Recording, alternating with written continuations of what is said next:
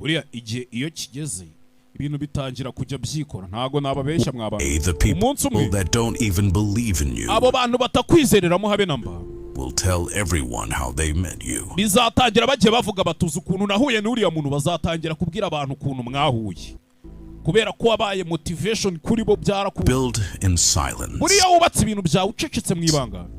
People don't know what to attack. Birangira abantu batamenye ngo ni iki bagiye gusenya cyangwa ni iki bagiye kwataka kuko uri kubyubaka mu ibanga nibazi ibyo urimo. Loneliness is the price you pay. Kuburi wenyine nicyo giciro gihambaye uzishyura. When you start to improve yourself. Ugiye cyose uzumva ushaka gutangira kwiteza imbere cyangwa kwiyubaka bizagusaba kuburi wenyine. If someone is trying to bring you down. Nimba ari umuntu kandi uri kugerageza kugushyira hasi. They are already below you. Bivuze ngo nubundi akuri hasi kuko ntiwakurura ikintu utakiri inyuma.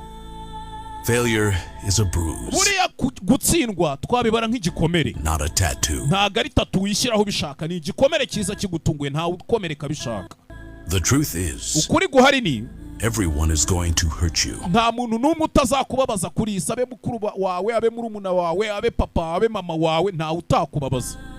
You just gotta find the ones worth suffering. Ahubwo icyo ugomba gukora, ugomba gushaka umuntu uvuga uti uyambabaje ntari bibikomere bye nakwemera nkamubabarira, nkatunekwa kubwe, nkamutonera babyita gutona. Turn your wounds into wisdom. Hanyuma ufate bya bikomere ubihindure mu bwenge cyangwa ubuhanga. If you look at the people in your circle, kandi nimba ureba ukabona mu ruziga rukuzengurutse, and you don't get inspired, ukabona nta muntu n'umwe ufite ikintu na kimwe wakwigiraho, you don't have a circle. Ujye umenya ko nta nshuti ufite, nta ruziga rukuzengurutse, nta nshuti, nta mapampe, wapi. You have a cage. Ahubwo umeze nk'umuntu ufungiye ahantu umeze nk'uri muri cage. A good life has some bad days too. Buriya ubuzima bwiza nabwo buba bugomba kugira iminsi mibi. Don't cry because it's over. Ntukarire ngo urizwe nuko ibintu byarangiye. Smile because it happened. Ahubwo ujye wishima useke uvuga uti nta kibazo ariko byanabaye. When writing the story of your life, kandi nujya ujya kwandika inkuru y'ubuzima bwawe, don't let anyone else mugiriye inama ya nyayo ntuzatume hari undi muntu n'umwe hold the pen. Ugufasha ikaramu yo kwandika inkuru y'ubuzima bwawe kuko ntawe uzi ubuzima bwawe, ntawe uzi ibyo wanyuzemo. Ujye ubyiyandikira uvuga uti ni ibyanjye nyine, ibintu byawe byose ubyimenyere.